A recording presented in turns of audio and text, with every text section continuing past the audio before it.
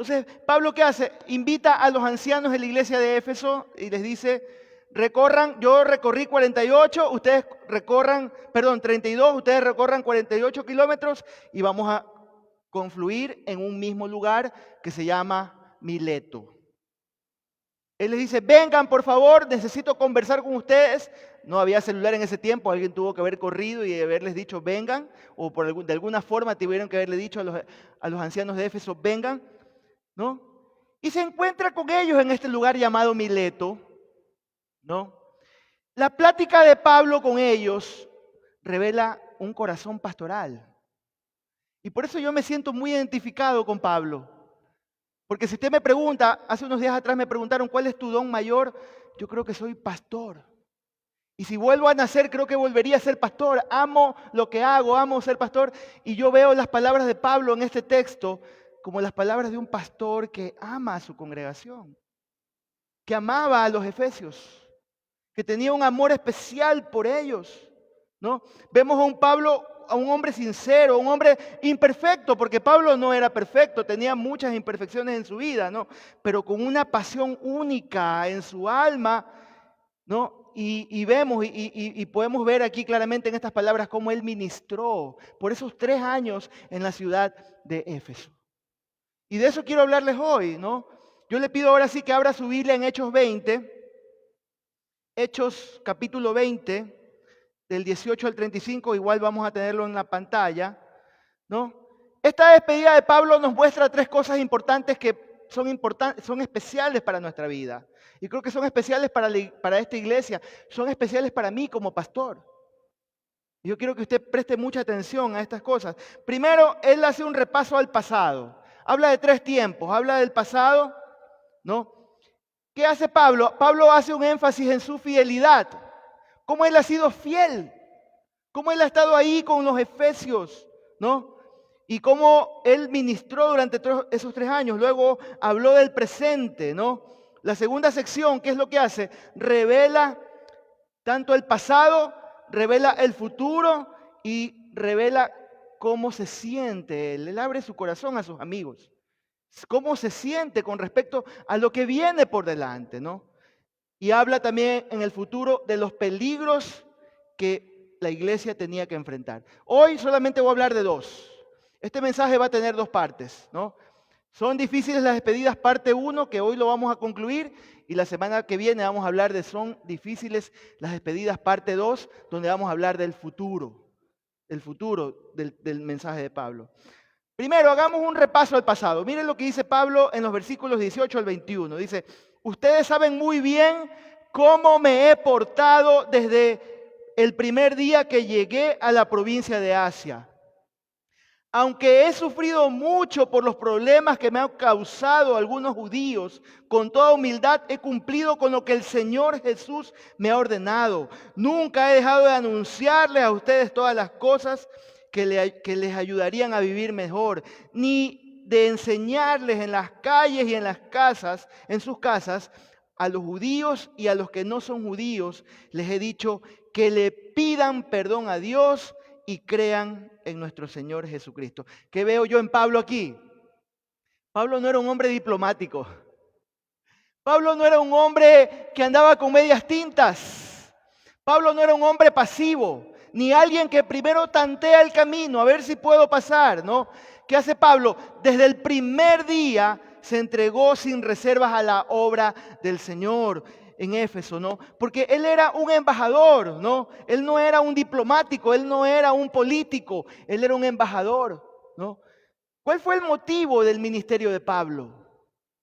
¿Cuáles fueron sus motivaciones? Y tal vez es un buen momento para que usted y yo podamos ver cuáles son las intenciones de nuestro corazón. ¿Qué yo veo en Pablo? ¿No? Pablo dice que el motivo de su ministerio es que él quería servir al Señor. Esa era la mayor motivación de su vida, ¿no? Pablo no estaba interesado en ganar dinero, mis hermanos queridos. Pablo no estaba interesado en la comodidad. Pablo no estaba interesado en disfrutar de la vida. Pablo no estaba interesado en nada de eso. ¿Por qué? Porque Pablo se consideraba esclavo de Jesucristo. Y yo quiero que el Señor haga eso en mi vida, que cada día ponga eso en mi corazón, este sentir, ¿no? Ser un esclavo de Jesucristo, ¿no? Pablo le hizo saber a la gente que sus motivos para el ministerio eran espirituales, más que cualquier cosa, mis hermanos, ¿no? Los motivos de Pablo nunca fueron egoístas.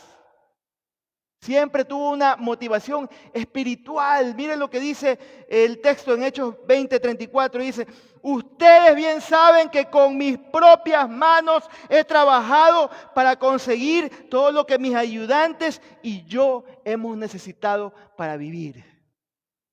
Bendito sea el Señor. Esa era la motivación de Pablo. Pablo no estaba buscando el dinero de los efesios. No estaba buscando comodidad en medio de la ciudad de Éfeso. Él llegó a esa ciudad a servir. Llegó a servir, mis hermanos. Su ejemplo. El ministerio de Pablo era ejemplar, mis hermanos. Él vivía una vida coherente que todos podían ver. Era una vida que estaba como una carta abierta. Todos podían ver la vida de Pablo, ¿no? Pablo no tenía nada que ocultar, mis hermanos queridos. Servía con humildad y no servía como una celebridad religiosa, que en estos días vemos muchas celebridades religiosas. Conversaba hace unos días, estuve de viaje, hermanos queridos, les cuento, pues estuve en el Congreso Mundial de Misiones en la ciudad de Medellín. Tuve la bendición de encontrarme con algunos compañeros de batalla, gente que también está en la lucha como yo en otras ciudades, algunos de Quito, Loja, y también gente de todo el mundo, misioneros que están en el campo, hermanos, en medio de una guerra, en medio de una persecución, misioneros que de África, misioneros de Irán, llegaron ahí. Yo decía, wow, Señor, a veces yo me quejo por la realidad, por lo que estamos viviendo, por lo que quiero que pase y que todavía no pasa como iglesia aquí en Manta, pero veo hombres y mujeres que están en una situación más difícil, dura, perseguidos, que tal vez han perdido familiares, que han perdido amigos en la iglesia por la persecución, porque en los lugares donde ellos ministran no se puede ni siquiera nombrar el nombre de Cristo. Yo digo, Señor, quiero siempre seguir en esa línea. De caminar como tú lo hiciste, de caminar el camino de Pablo. No importa lo que venga. Seguir con esta actitud, esta motivación y este ejemplo. Caminar de la mano del Señor, hermano, ¿no? Porque ¿sabe por qué? Porque Pablo tenía el valor para soportar las pruebas. Pablo tenía el valor para enfrentar los peligros sin darse por vencido. Pablo no se avergonzaba de admitir ante sus amigos que había sufrido tiempos difíciles. A veces salen por ahí los Superman, no, todo bendición, en victoria, no me pasa nada, porque el Señor está conmigo, el manto del Señor está sobre mí, yo soy el engreído del Señor. Hermanos, los siervos del Señor pasamos por dificultades, pasamos por pruebas, pasamos por tiempos difíciles, pero la Biblia dice, mayor es el que está en mí que el que está en el mundo. Dice, aunque pases por las aguas, aunque pases por el río, aunque pases por el fuego, eso quiere decir que vas a tener que pasar. Pero el Señor está contigo. El Señor está conmigo, hermano. Me encanta lo que dice Romanos 9, 1 y 2. Dice, yo creo en Jesucristo y por eso digo la verdad. El Espíritu Santo me guía en lo más profundo de mi ser, me asegura que no miento. Miren las palabras de Pablo, el gran apóstol. Es verdad que estoy muy triste y que en mi corazón siento un dolor que no me deja. Pero pastor, el auge ahora y lo que dice la gente es que los hijos de Dios no pasan por sufrimientos. Las mal llamadas doctrinas de la prosperidad. Los hijos de Dios no pasan por sufrimientos. Un hijo de Dios que pasa por sufrimiento es porque está en pecado o tiene una maldición generacional. Hermanos, los hijos de Dios pasamos por pruebas. El mismo Pablo tuvo que pasar por tiempos difíciles. Nosotros pasamos por tiempos difíciles. Pero ¿sabe qué pasa, hermanos? ¿No? Que usted puede ser vulnerable, que usted puede admitir y que usted puede apoyarse en su hermano. ¿Usted tiene un hermano al lado suyo? ¿Tiene alguien al lado suyo? Dígale, yo me apoyo en ti y tú te apoyas en mí. Dígaselo. Yo me apoyo en ti y tú te apoyas en mí. Para eso es la iglesia del Señor, para llevar las cargas unos a los otros, para estar juntos, para compartir las pruebas, las luchas. Pablo tenía a sus amigos de Éfeso, a quienes les dijo, yo he pasado por tiempos difíciles, yo he pasado por luchas. No se crea cuando alguien le pregunte sinceramente, ¿cómo estás? Dígale cómo está. Cuéntele sus luchas. Porque eso le va a ayudar, lo va a fortalecer. Ese hermano va a orar por usted. Ese hermano le va a ayudar. Amén.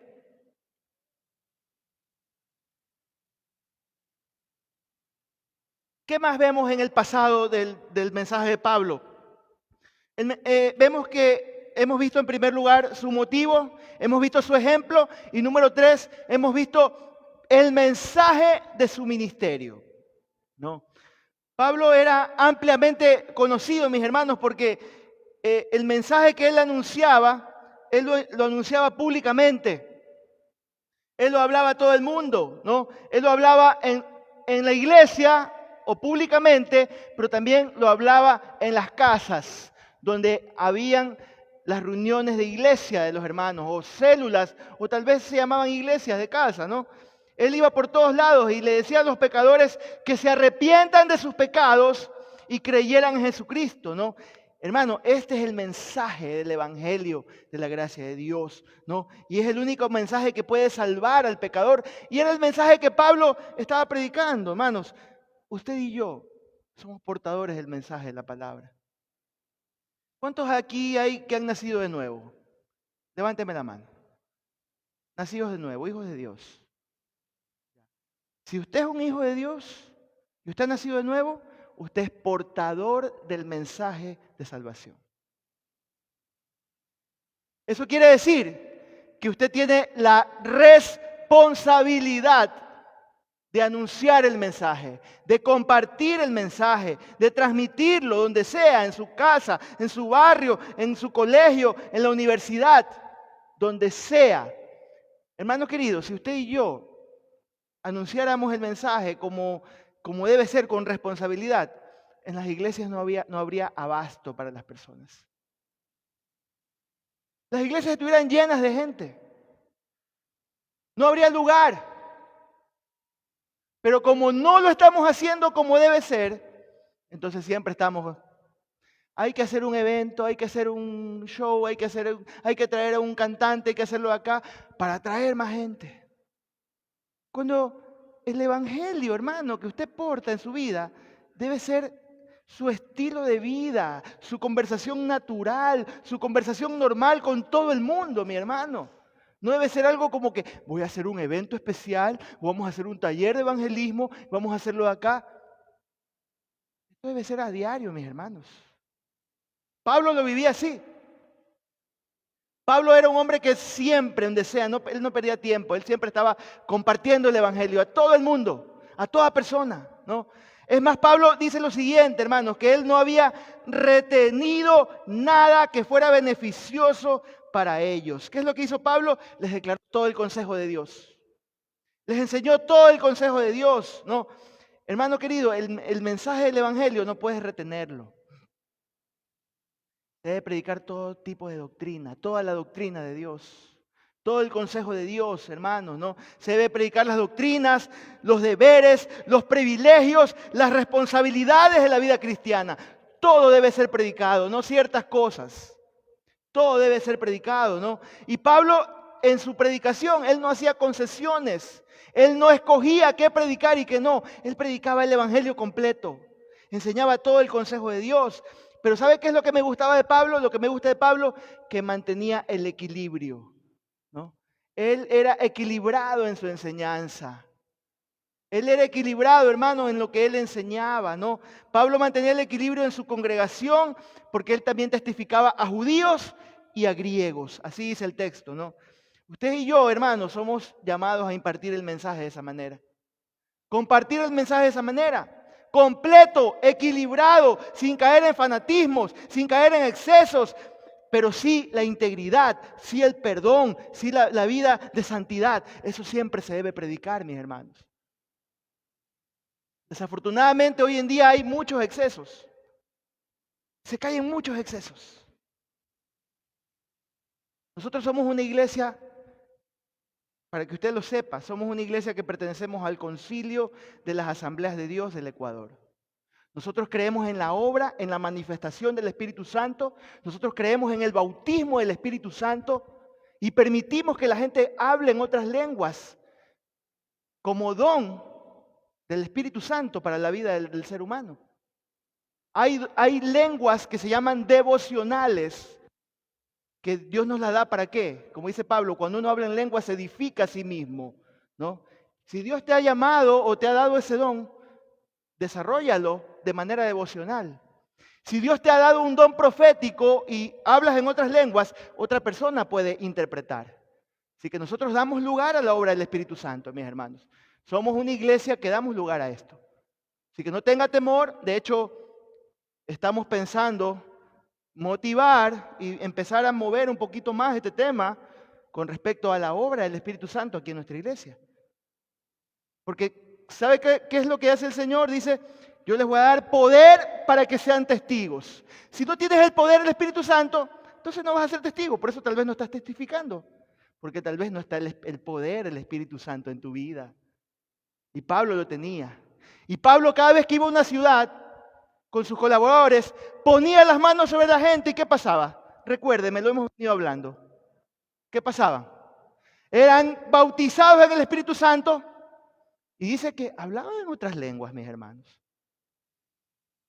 Y está en la Biblia, yo lo creo. Y yo no creo en el cesacionismo, de que, no, eso era para el tiempo apostólico, eso era para aquel tiempo, y ahorita es otra. No, yo creo que el Señor es el mismo ayer, hoy y por los siglos. Damos lugar a la obra del Espíritu Santo. Amén. Amén. Amén. ¿No? Entonces, hermanos queridos, así como Pablo, usted y yo debemos vivir coherentes, vivir una vida coherente, una vida intachable, ejemplar, modelar lo que significa ser un verdadero hijo de Dios y junto con ello predicar sin retener nada, predicar todo el consejo de Dios, toda la doctrina de Dios y enseñar lo que es beneficioso para sus discípulos, su familia, sus hijos.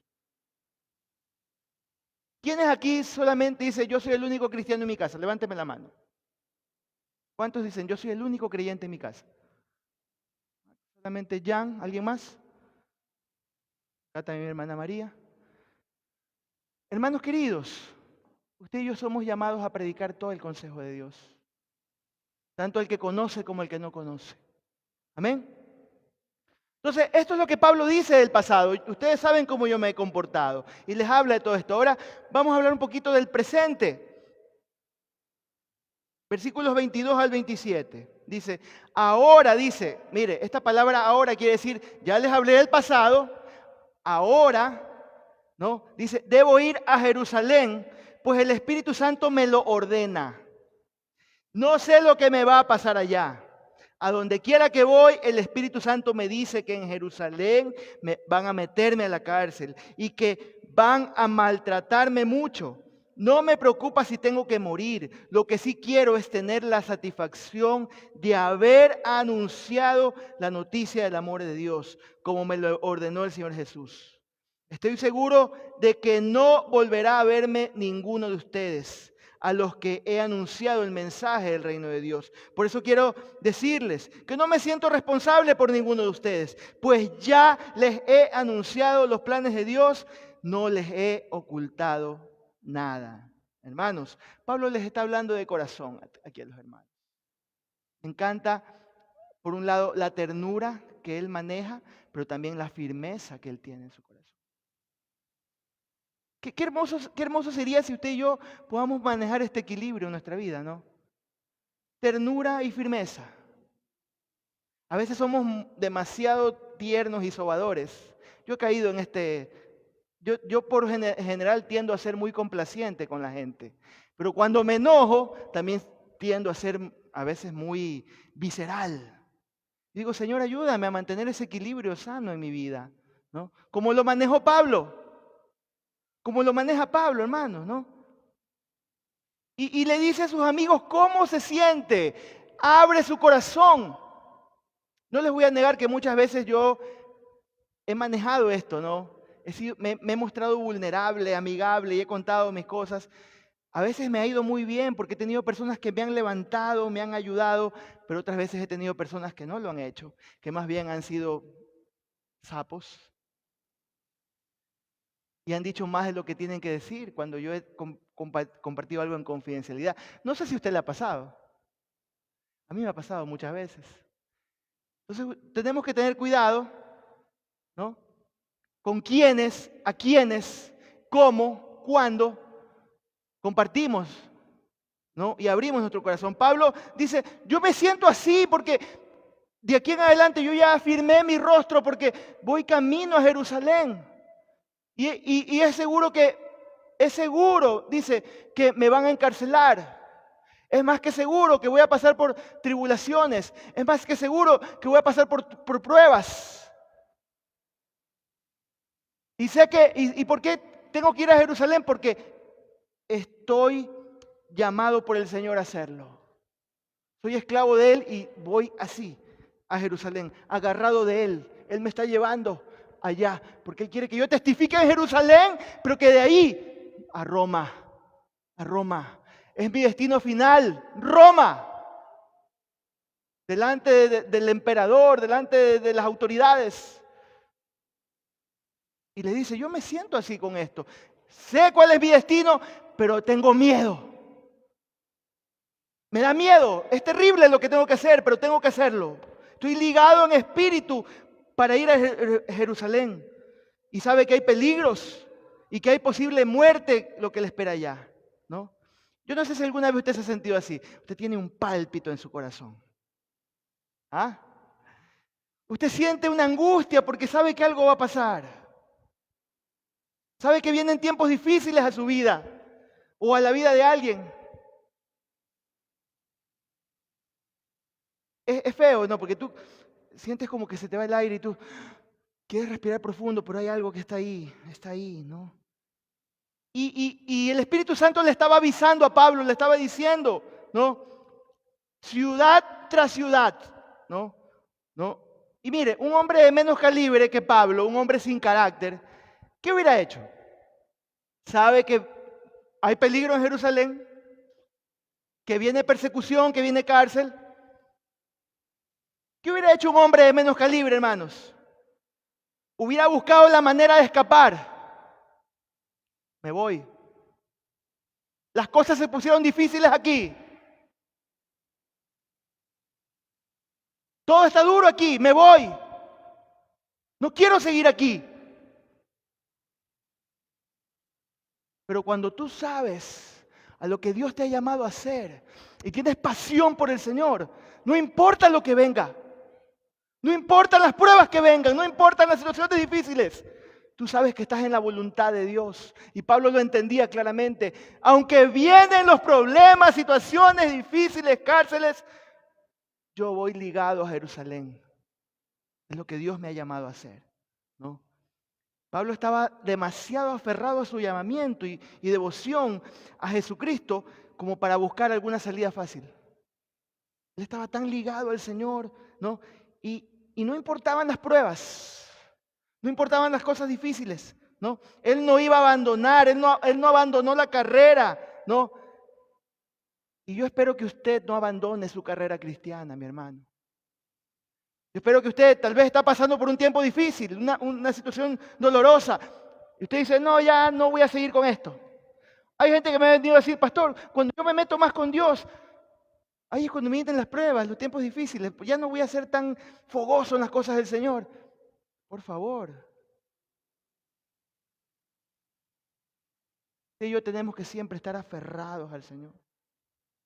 No importa lo que venga, mi hermano. No importa lo que venga, ¿no? Porque usted y yo no somos los que abandonamos. Usted y yo no somos los que nos echamos para atrás. Somos de los que vamos firmes hasta el final, hasta llegar a esa meta, hermanos. Es lo que Dios lo ha llamado a hacer. Y no sé si me quede tiempo, mis hermanos, pero Pablo usa 6 figuras para explicar que él no se daría por vencido, ¿no? Sino que iría a Jerusalén hasta morir por Jesucristo, ¿no? Si fuera necesario, ¿no? Él dice, de ninguna cosa hago caso. Me encanta esa palabra. De ninguna cosa hago caso, con tal de que acabe mi carrera. Dígalo conmigo. De ninguna cosa hago caso. Dígalo. 1, 2 y 3. Ya. ¿Qué son estas 3 cosas que quiero compartir? Estas 6 cosas que quiero compartirles, mis hermanos. Número 1, Pablo se veía como un contador. ¿Usted sabe lo que es un contador? Es alguien que lleva la contabilidad, ¿no es cierto, no? Y Pablo dice algo interesante, ¿no? Pablo dice, yo he examinado los debe y haber, ¿no? He examinado cómo está mi contabilidad. Y él dice, yo me decido por poner a Jesucristo por encima de lo demás, ¿no? Pablo, miren, Pablo había enfrentado este tipo de reconocimientos, ¿no? Él dice, yo tengo mucho de qué enorgullecerme, dice. Hebreo de hebreos, fariseo, irreprensible, he hecho lo de acá, he hecho lo de allá. Pero todas estas cosas, dice, popó de vaca son para mí. Son como estiércol. Esto no me importa, esto yo lo he hecho a un lado. ¿Por qué? Porque yo quiero ser obediente a Cristo. Yo quiero seguir, aunque Dios me reveló, dice, yo subí al tercer cielo y vi la gloria de Dios. Todo eso lo pongo a un lado porque no quiero enorgullecerme con eso. No quiero creerme mucho más. Quiero seguir el ejemplo y los pasos del Señor Jesucristo. Miren, Pablo era un hombre preparado, tuvo posición, tuvo revelación, pero puso su amor por Cristo en primer lugar. Que también vemos aquí, Pablo se ve como un corredor en este texto. Se ve como un corredor. Pablo solo quería terminar la carrera de manera victoriosa y gozosa.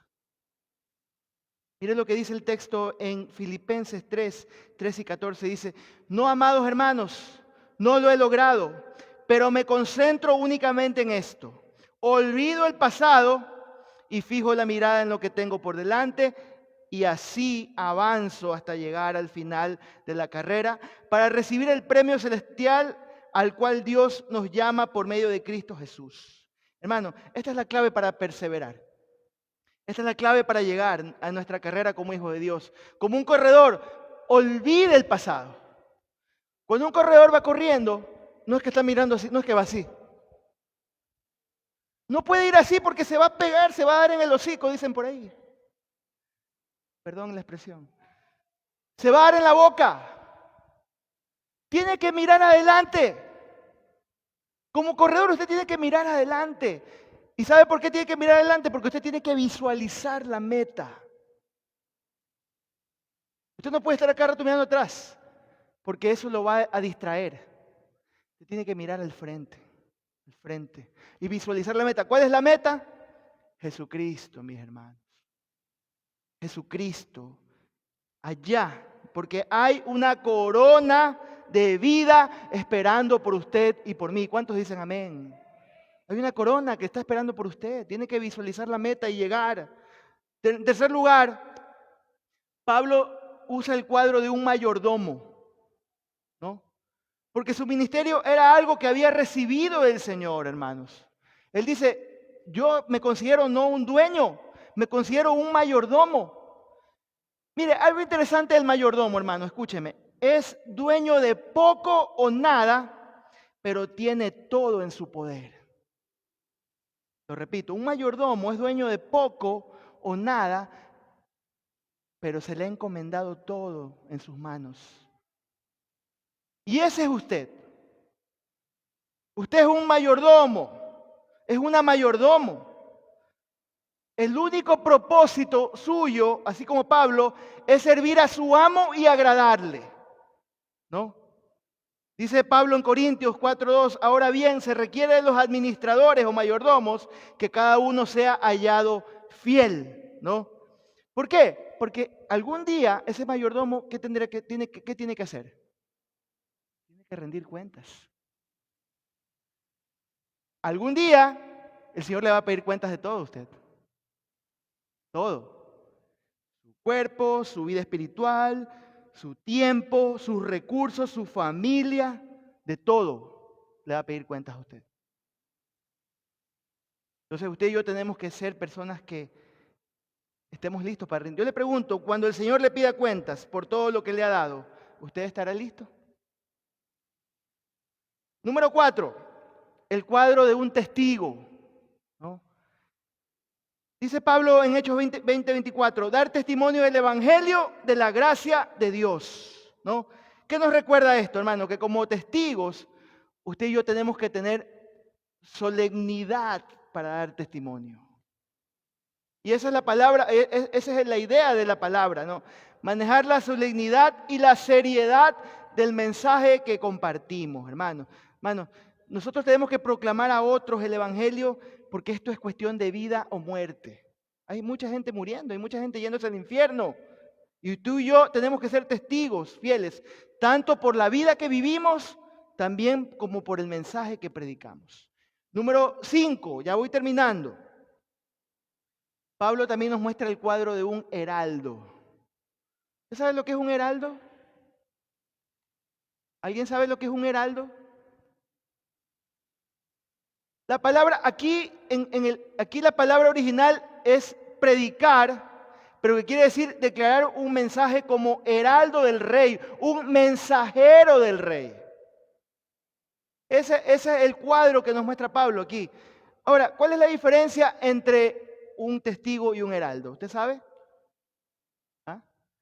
Un testigo tiene que dar testimonio, decir lo que ha visto u oído sobre algo o alguien. Pero un heraldo tiene que decir fielmente lo que ese rey le mandó a decir. ¿Sí? Y las dos cosas son unidas en nuestra vida. Deben estar juntas. Hablar bien de nuestro Señor Jesucristo, decir todo lo bueno que Él es y todo lo que ha hecho en nuestra vida, pero también proclamar el mensaje que nos manda a decir el Rey. Sea de juicio, sea de santidad, sea de bendición, de lo que sea. A veces como que solamente nos quedamos aquí, pero nos da temor, nos sentimos intimidados venir a este lado y proclamar lo que el Señor está diciendo, lo que Dios está diciendo. Y era lo que hacían los profetas en el Antiguo Testamento, ¿no? Un heraldo, mis hermanos, ¿no? Y es lo que usted y yo tenemos que hacer. Y el último, y pueden venir subiendo los músicos, ¿no? El último tal vez es el más dramático y el más difícil, que tiene que ver con los dos primeros, pero este tercero es el atalaya. ¿Usted sabe lo que es ser un atalaya? Me está diciendo un sinónimo. Un atalaya, mi hermano, ¿no? La atalaya era una torre alta en una ciudad. En esa torre debían estar siempre los centinelas, los vigías, las personas que estaban viendo si se acercaba el peligro. Estaban pendientes. Y si veían, por ejemplo, si era mar, veían luces o veían barcos. No sé si usted vio la película Troya. Empezaban pum, pum, pum. Y todo el pueblo se ponía alerta. Pablo le dice a sus amigos, escúcheme, le dice, no me siento responsable por ninguno de ustedes. En otras palabras, ¿sabe lo que le está diciendo Pablo a la gente? Yo he hecho con todo lo que está a mi alcance y aún más por guiarles a vivir como hijos de Dios. He sido un atalaya según Ezequiel. ¿Qué llamamiento más serio que es este, mis hermanos? Ser un atalaya. Estar despierto, estar alerta, listo para sonar la alarma si veía el peligro que se acercaba. Y tenía que ser fiel, tenía que ser no temeroso, ¿no? Un hombre valiente, ¿no? Porque la seguridad de muchos dependía de ese atalaya, depende de ese atalaya, ¿no? Porque había declarado a pecadores y a santos todo el consejo de Dios. Yo voy a llegar hasta aquí hoy. La semana que viene voy a hablar sobre el mensaje de despedida que Pablo le da a los efesios, el futuro. Y para que usted tenga una idea, voy a hablar de los peligros de la iglesia del Señor que hay fuera, que hay dentro y que hay en nosotros. Somos seres humanos, aún somos carne y aún el enemigo anda como culebra tratando de meter cizaña. No se pierda la próxima semana porque creo que nos va a ayudar mucho en esto, hermano. Vamos a orar esta mañana, poner este tiempo en las manos del Señor.